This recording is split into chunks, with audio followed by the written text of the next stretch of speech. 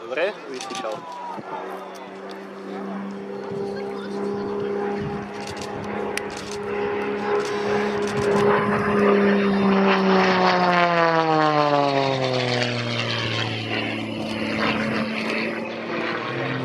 Pekne ho kope.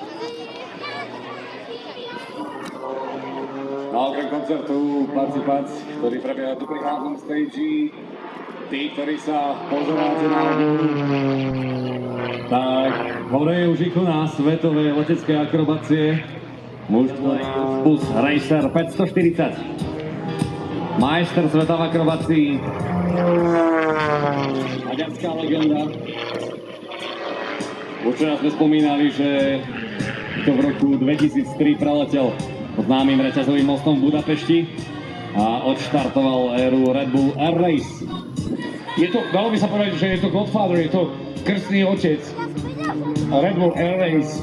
Jeden z prvých, ktorý ukázal, že aj taký Red Bull Air Race je čosi, čo má obrovskú popularitu po celom svete. Je to taká F1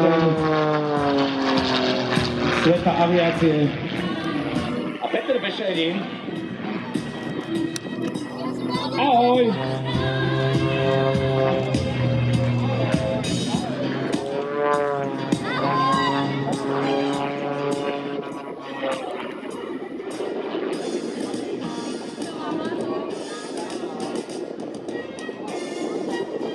Tak ale treba povedať, že Peter Bešenin už teda naozaj nie je žiaden nováčik.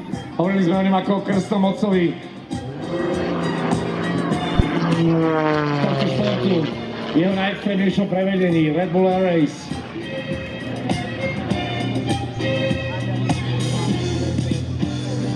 Ani nič podobného. Ani ten pocit, že ste nejako vysoko. Teraz takýto prílet smerom na dráhu, podobný ako robieva aj... Ten ďalší Maďar. No. Teoretik zapodil. A ako sa má?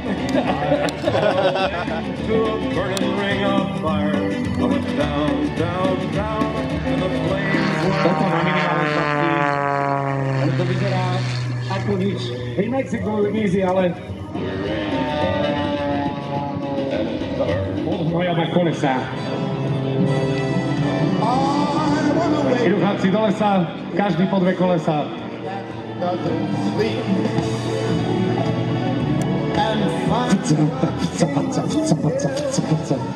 Strmhlavý let maximálnej rýchlosti aj s takýmito štvrťvýkrutmi a kompletnými 2 výkrutmi.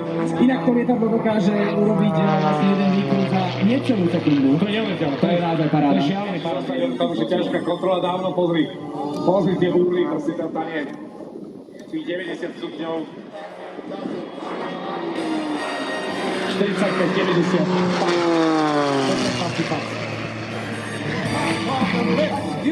My už sme, ja som navrhol na budúci rok skákaciu krčmu.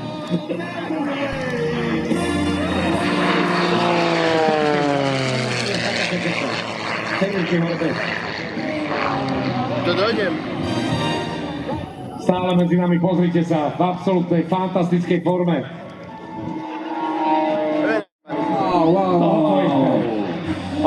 Majstre, ako to robíte? Ako nič.